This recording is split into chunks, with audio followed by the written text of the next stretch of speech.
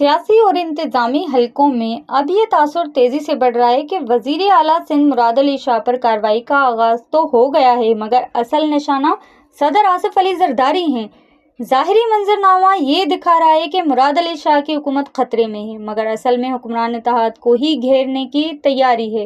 ذرائع کے مطابق مراد علی شاہ کے قریبی ساتھیوں سلیم بجاری، محمد علی شیخ اور قاضی اعجاز کے پاسپورٹ منسوخ کر دیے گئے ہیں۔ ان پر ملک سے باہر جانے پر پابندی لگا دی گئی ہے۔ سپریم کورٹ میں وزیر اعلیٰ کی دوہری شہریت کے کیس کو آئینی بینچ میں منتقل کر دیا گیا ہے، جبکہ ان کی نااہلی کی افواہیں بھی گردش کر رہی ہیں۔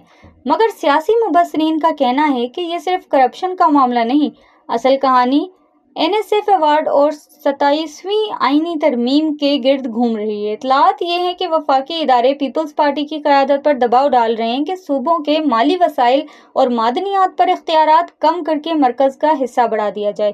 مبصرین کا کہنا ہے کہ پیپلز پارٹی شاید صدارت یا سندھ حکومت کی قربانی دے دے، مگر صوبوں کے حقوق پر سمجھوتہ نہیں کرے گی۔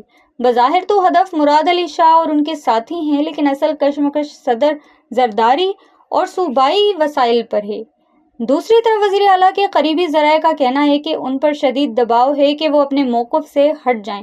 کینالز کے منصوبے، کارپوریٹ فارمنگ کے لیے زمین کی فراہمی، حتیٰ کہ کچے کے علاقے میں ڈاکوؤں کے خلاف آپریشن کے بعد زمین اداروں کے حوالے کرنے کے مطالبات تک، سب کچھ انہی پر دباؤ کا حصہ ہے۔ مراد علی شاہ کا موقف ہے کہ وہ وزارت چھوڑ سکتے ہیں، سیاست بھی چھوڑ سکتے ہیں، لیکن سندھ کے حق سے دستبردار نہیں ہو سکتے۔ ذرائع بتاتے ہیں کہ ایک مخصوص لسانی جماعت پر بھی ہاتھ رکھ دیا گیا ہے اور گورنر ہاؤس کو بھی سیاسی بلیک میلنگ کا مرکز بنایا جا رہا ہے۔ صحافی اعزاز سید پہلے ہی یہ خبر دے چکے ہیں کہ صدر آصف زرداری کو ہٹانے کی تیاری کی جا رہی ہے۔ محسن نقوی نے اگرچہ اس کی تردید کی، مگر سیاسی منظرنامہ کچھ اور ہی کہانی سناتا ہے۔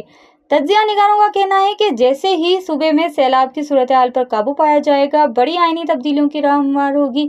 یہ سب کچھ بظاہر مراد علی شاہ کے خلاف نظر آ رہا ہے، لیکن اصل نشانے پر وہ شخصیت ہے جو برسوں سے طاقت کی بساط پر قابض ہے۔